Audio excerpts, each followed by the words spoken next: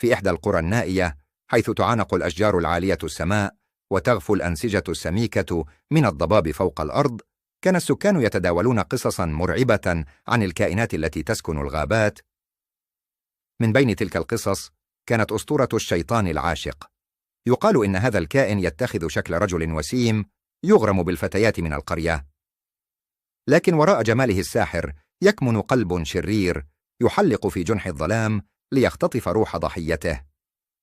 تروي النساء أن الفتاة التي تقع تحت سحره تفقد رغبتها في الحياة وتدور في دوامة من الكوابيس. في إحدى الليالي اجتمعت مجموعة من الفتيات في منزل أحداهن، حيث قررن أن يرووا قصصهم عن الجن وعوالمهم العجيبة. مع اقتراب منتصف الليل بدأت الأضواء تومض بشكل غريب، وسمعت صرخات تنبعث من بعيد، وكأن الغابة كانت تنذر بقدوم شيء شرير. استحوذ الفضول على إحداهن، وخرجت إلى ساحة المنزل، حيث كانت الغابة تمتد أمامها ككابوس حي. وفجأة سمعت همسات ضعيفة تدعوها، صدى غريب جعل قلبها يخفق. دعت صديقاتها للخروج معها، لكنهن ترددن، إذ لم يرغبن في القرب من تلك الأشجار المظلمة. مع ذلك، مخترقة ظلامهن، تقدمت نحو مصدر الهمسات. عندما اقتربت، رأت ذلك الرجل الوسيم يقف بين الأشجار، عيونه تتلألأ كنجوم الليل. ولكن حينما اقتربت أكثر، تحول وجهه إلى قناع من العذاب، وفاه بضحكة مرعبة مفعمة بالجنون. لم تنج تلك الفتاة من مصيرها الشنيع، إذ لم يخرج أحد منها ليخبر القصة، وسجلت تلك الليلة كواحدة من ليالي الرعب. تحمل الأسطورة التي لن تنسى أبدا عن الشيطان العاشق.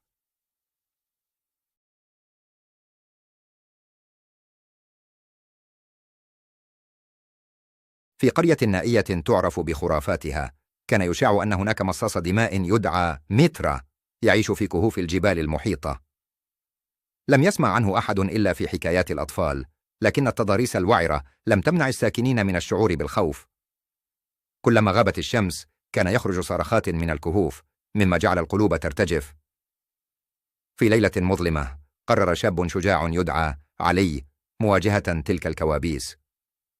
خبأ سلاحه خلف ظهره وتوجه نحو الكهف. كان يعلم أن مترا ليس مجرد أسطورة، بل قاتل يختبئ في الظلال. لم يكن هناك متسع للخطأ. وصل إلى فم الكهف وسمع صوت همسات غامضة. فجأة خرج مترا بعيون حمراء متوهجة وابتسامة شنيعة. أهلا بك أيها البشري، تحدث بصوت خافت، لقد كنت أنتظر قدومك. علي استجمع شجاعته، أخرج خنجرا مسننا. لن أسمح لك بأن تسجلني ضمن أسطورتك، صرخ متحديا مترا في عرينه. دارت معركة عنيفة بينهما. أشعلت ضربات خنجره الشرر في الكهف، وكان يقاتل بمهارة ورشاقة. كل ضربة من مترا كانت تهدف لإصابة قلب علي، لكنه تلاعب بخطواته. تمكن علي من إصابة مترا بجروح عميقة. استقبل مترا الهزيمة واحتدم غضبه. سأعود، قال بصوت مملوء بالتهديد، وغاب في ظلام الكهف. خرج علي منتصرا، لكن قلبه لم يكن مطمئنا. كان يعرف أن مصاص الدماء لم يهزم، بل انتظر اللحظة المناسبة للصعود من جديد.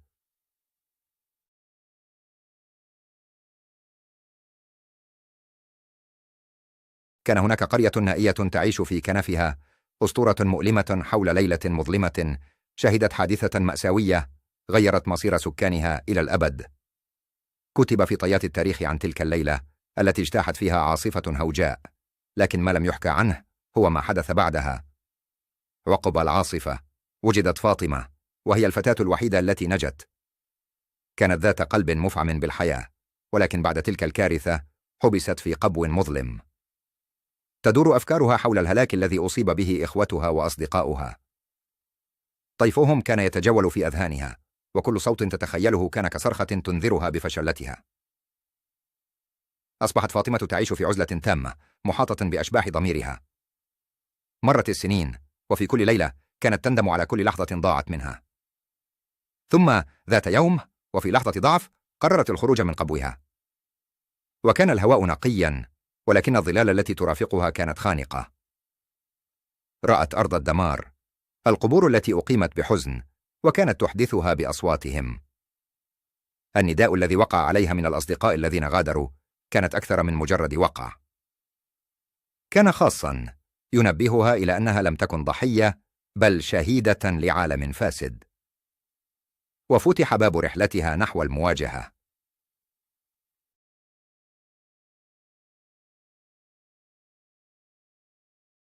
في قرية صغيرة تدعى القرية المقلوبة، كان هناك أسطورة غريبة جعلت الجميع يتحدث عنها. تقول الأسطورة إنه في منتصف الليل يمكن للناس أن يروا قطة ضخمة تطير في السماء. كانت هذه القطة تعرف باسم القطط المجنحة، وكانت تشاع أنها تبحث عن الطعام، ولكنها تفضل تناول البيتزا فقط. حدث أن اجتمع مجموعة من الأصدقاء وسط الدجا وهم في انتظار حضور إحدى تلك القطط العجيبة. حينما حل منتصف الليل سمعوا صوت زقزوق عال، فقال أحدهم: هذا هو صوت القطط المجنحة. فجأة طارت مجموعة من القطط بسرعة، لكنها كانت تبدو وكأنها ترتدي قبعات ساحرات، وقد وقعت واحدة منها على شجرة قريبة، مما جعل الجميع يضحكون. قرر أحد الأصدقاء وهو يدعى زيد أن يقوم بخدعة ليخيف الآخرين. أعد له جبة ضخمة ولبس قبعة مشابهة لتلك التي ترتديها القطط. وبينما كان يحاول تقليد أصواتها ظهر صوت قوي: غمياو! ارتعب الجميع، لكن زيد لم يكن خائفا.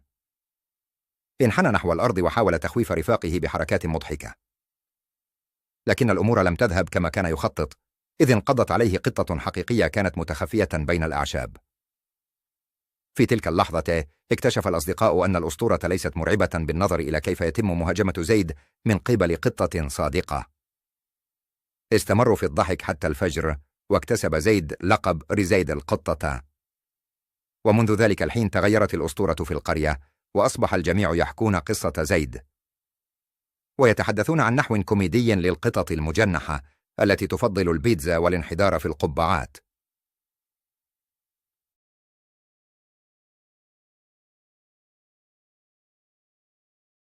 في أحد القرى النائية كانت تتداول الألسن حكايات عن مكان غامض يدعى وادي الأشباح.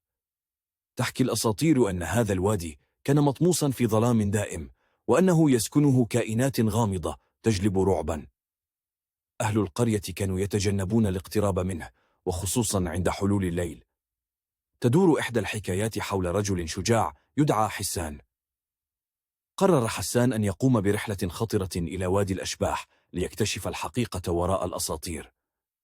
مع كل خطوة كان يأخذها كانت الرياح تعزف أنينا غامضا. عندما دخل الوادي تجمد في مكانه. كانت هناك أشجار غريبة وأصوات همسات أنثوية تدعوه، وإذا برؤية تومض أمام عينيه: امرأة ترتدي ثوبا أبيض.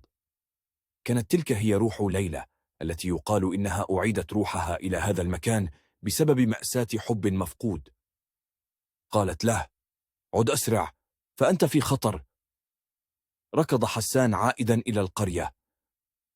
بعد تلك الليلة اختفى وادي الأشباح تماما، لكن ذكرى حسان ولقائه مع ليلى بقت تروى للأجيال.